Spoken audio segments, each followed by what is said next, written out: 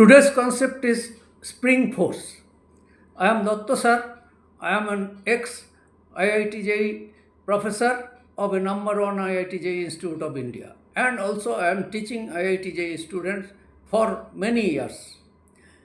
And I am making videos on all concepts of physics. You will find them in my channel. This is for the benefit of all IIT students, particularly those who are struggling with various concepts. Uh, if you are also one of them and if you are benefited by this video, please like this video and share this video.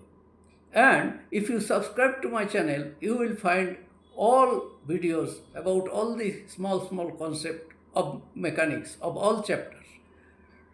Not only mechanics, of all chapters. And for that, you can press the bell icon so that you get a notification whenever a new video is posted. And please also let me know which other areas you want any video, any other concept, then I will definitely try to do that. So now let us go to the topic. Topic is spring force. Spring force. You know, there are many types of force. There are tension, there are friction, there are other field forces. Now spring force is one particular force which is of very much importance in mechanics. What is spring force?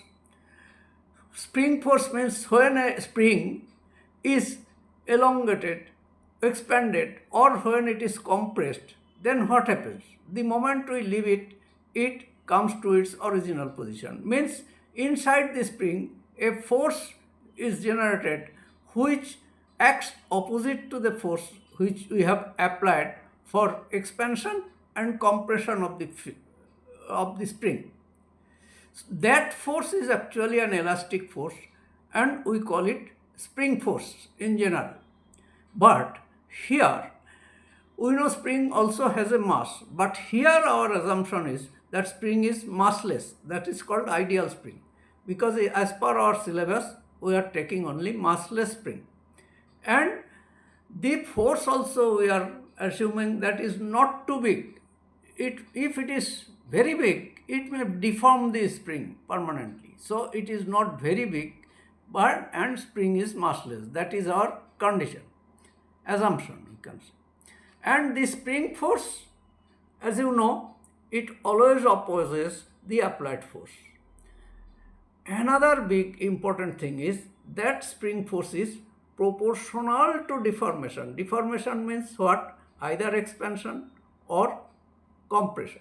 Suppose a spring has some length and it is expanded by a length x, or it is compressed by a length x. That means x becomes the deformation. So this force is proportional to x, and not only that, it is opposite to direction of this x. So we write F equal to minus, F is proportional to minus x. Or if we write proportionality constant as k, we write F equal to minus kx. K is called the spring constant. So we write F equal to minus kx.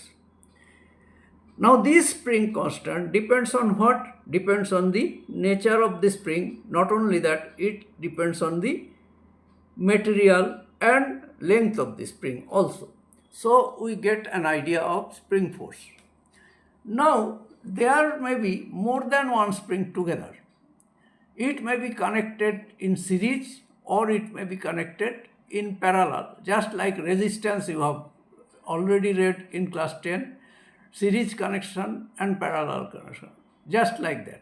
If suppose three springs here, three springs are connected end to end, means one after another, and it forms a bigger spring, then it is called a series connection of the springs. In that case, these three springs may have three different spring constants. Let us say they are K1, K2 and K3. Now when the big spring is expanded by a force F, what happens? Then inside the spring some tension is generated. That tension is nothing but the elastic force, which is spring force. We can think of some equivalent spring made of these three springs, and we can call the equivalent spring constant as K. But individually they are K1, K2 and K3. And if their elongation, expansion are x1, x2 and x3, that means total expansion will be x1 plus x2 plus x3. But since the spring is massless, tension in entire spring will remain same. So that tension in spring 1 is K1x1, spring 2 is K2x2 and spring 3 is K3x3. So that all the three are equal, and that will be equal to the applied force. So we can write F equal to K1x1 equal to K2x2 equal to K3x3, because tension remains same everywhere. So we can write x1 equal to F by K1, x2 equal to F by K2, x3 equal to F by K3. Now let us say total expansion is x. So that x is equal to x1 plus x2 plus x3. And again, if the big spring made of the three springs, if it has an equivalent spring constant k, then we can write that F equal to kx. So that x we will write as F by k. So we can write this equation, we can replace, because x equal to x1 plus x2 plus x3, so we can replace that F by k equal to F by k1 plus F by k2 plus F by k3. Or if we omit F from both sides, then it becomes 1 by k equal to 1 by k1 plus 1 by k2 plus 1 by k3. So the reciprocal of the equivalent spring constant is equal to sum of the reciprocals of the individual spring constant. This type of formula you will see in parallel resistance. But here it is a bit different. Here in case of series connection, this type of formula comes. Now what is parallel connection of spring? When springs are just kept side by side and a common force F is given to the total combination, then it is a parallel combination. Then in all the three springs, the expansion is same because they are moving together. So let us say the expansion is x. So total force in first spring is K1x, second spring K2x, third spring K3x. So total force is F equal to K1x plus K2x plus K3x, means K1 plus K2 plus K3 into x. Again, if I say K is the equivalent spring constant of this combination, then we can also write F equal to Kx.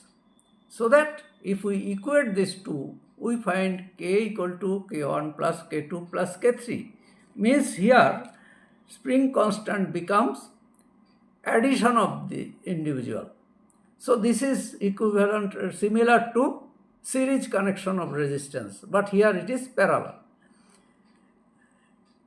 A special case, suppose a spring is made two halves. So what we can say, both the halves we can say assume to be separate spring. So we have already seen that in that case it will be a series connection of two halves. Suppose everyone has spring constant k. Then from the series connection equation, 1 by k equal to 1 by k1 plus 1 by k2 plus 1 by k3. Here we find addition of 1 by k plus 1 by k equals to 2 by k. So that ultimately the equivalent constant becomes 2k. That means when the spring is halved, k becomes double. Similarly, when length is double, k is halved. That is a very vital concept about spring constant. So this is about spring constant and spring force. You will find many use of the spring force in your mechanics. So this is all about today's concept. I will come to you with another concept in my next video. Thank you.